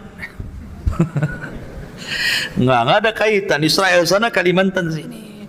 Ya, ma'asyiral muslimin yang dimuliakan Allah Azza wa Jalla. Artinya bahwa hal ini sudah diberitahu oleh Rasulullah. Berarti orang Islam tahu kalau seandainya orang Yahudi itu berada di pohon Gorkot, sehingga mereka bisa mengejar karena sudah ada beritanya kan. Kalau seandainya tidak ada beritanya, dia bersembunyi di pohon Gorkot, tentu kita susah untuk mencarinya. Tapi sudah ada wahyu dari Rasulullah SAW, mereka bersembunyi di pohon Gorkot, tinggal cari saja di pohon Gorkot kan. Akhirnya ketika itu banyak yang terbunuh dan tertawan. Yang tertawan ini cuma dua pilihan, masuk Islam atau mati. Cuma dua, Islam, mati. Kalau di zaman Rasul 3, masuk Islam atau bayar upeti. Tetap kamu kafir gak apa-apa, tapi bayar upeti. Hatta yu'tul jizyata an yadi wa hum saghirun. Tetap bayar upeti, tapi kamu harus merendah kepada kaum muslimin. Kemudian yang ketiga, kalau melawan, bunuh. Tapi ketika itu pilihannya cuma dua, masuk Islam atau mati. Dan Allah katakan, wa in min ahlil kitab illa la yu'minanna bihi qabla mautihi, dan sebagian besar ahli kitab akan masuk ke agama Muhammad sebelum wafatnya Isa bin Maryam. Ketika itu Isa bin Maryam hidupkan selama 40 tahun, walaupun khilaf ada yang mengatakan 7 tahun, ada yang mengatakan 40 tahun, tapi pendapat yang kuat wallahu alam 40 tahun Isa akan hidup. Setelah kematian Dajjal, maka kaum muslimin akan diberkahi kehidupannya, di mana semua binatang tidak ada yang saling menerkam. Harimau bisa bertetangga dengan kucing, buaya bisa bertetangga dengan cicak buaya, bukan persus ya, cicak dan buaya, bukan cicak versus buaya. Jadi mereka berkawan tidak saling menerkam. Ular piton dengan cacing saling pelukan. Pokoknya jinak semuanya.